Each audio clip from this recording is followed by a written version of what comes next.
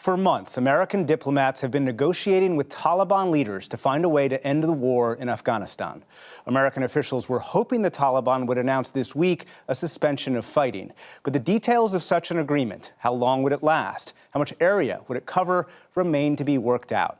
Meanwhile, the U.S.'s longest war grinds on with attacks every day by both the U.S. and the Taliban. What is life like for Afghans who live in territory controlled by the Taliban? Special correspondent Jane Ferguson traveled to Wardak province for a rare look at life behind Taliban lines. Efforts to end America's longest war are once again ramping up. This time, the U.S. is pushing for a ceasefire before signing a deal with the Taliban. That crucial gesture could be agreed to at any moment. In Taliban-controlled areas like this, a ceasefire, however long it lasts, could change the lives of many.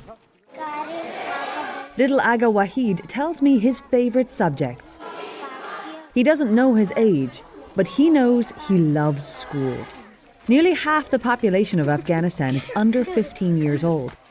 And as long as the war continues, this will be the next generation of fighters. Excited shouts fill the air as dozens of little boys arrive for class. It's late afternoon, but there are so many children living in this area and so few schools, they learn in shifts. These kids have only ever known a life in wartime. Their home in Wardak province is just 30 miles outside the capital, Kabul, but it's firmly in Taliban control. Fighters living among them are a normal part of life. A real peace deal in Afghanistan would give these boys a chance at living peaceful lives. While the Taliban rules this region with the gun, money for the very few public services still comes from Kabul. Schools in Taliban areas are still technically state schools. They're funded by the government, and the people who work in them are technically government workers. It's simply that the areas around them and the communities that these kids come from are dominated by the Taliban. This is one of the most violent parts of the country. I traveled here to Wardak province, sneaking through Afghan army checkpoints dressed as a local woman, to see what life is like for people living under the Taliban and close to the fighting. The insurgent group agreed to allow us this rare access, yet they keep a watchful eye and escort us everywhere. Sometimes the boys join the Taliban because of what they go through in the situation here. It affects them inside when their relatives were killed. Mujib Rahman is a teacher. He says life on the front line of this war has taken a terrible toll on the children. It's the kind of stress even an adult would struggle with. But despite all the hardship, these boys dream of a better life. I am hopeful that in the future they will have access to more education and they will get to go to college. People in these areas are surviving between two violent sides in this war. His colleague Esmatullah Omari told us that when government soldiers come to raid nearby villages, they enter the school and use it as a base.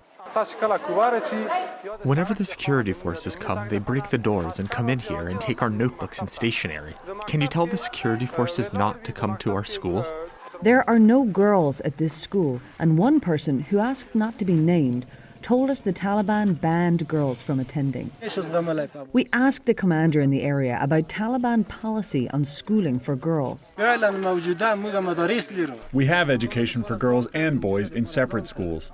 We have created an educational atmosphere for them in our areas. They are enjoying their education.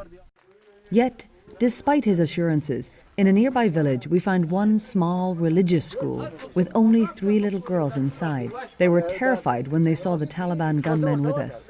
Getting an education can sometimes seem like a luxury for an entire generation of children just trying to survive this war. The United Nations says this is the most deadly war in the world today, and in a report released earlier this month, said 9 children are killed or maimed every day.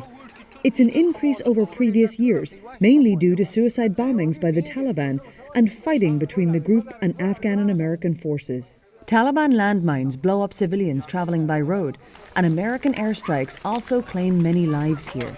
This area is constantly under surveillance, being watched from the sky. We're not going to stay very much longer where we are because we've attracted a bit of a crowd of people. And we can hear surveillance, some sort of surveillance aircraft above us. We soon spotted several helicopters flying overhead.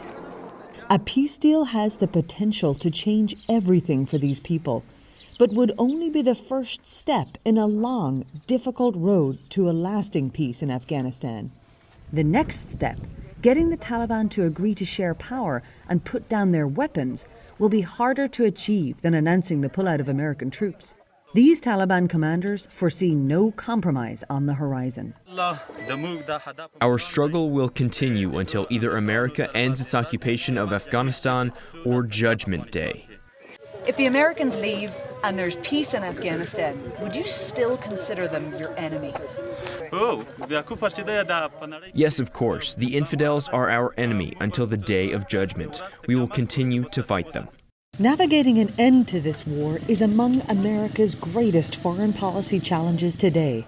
For children like Aga, it would mean a chance at a different life, a life the generation before him has only dreamed of.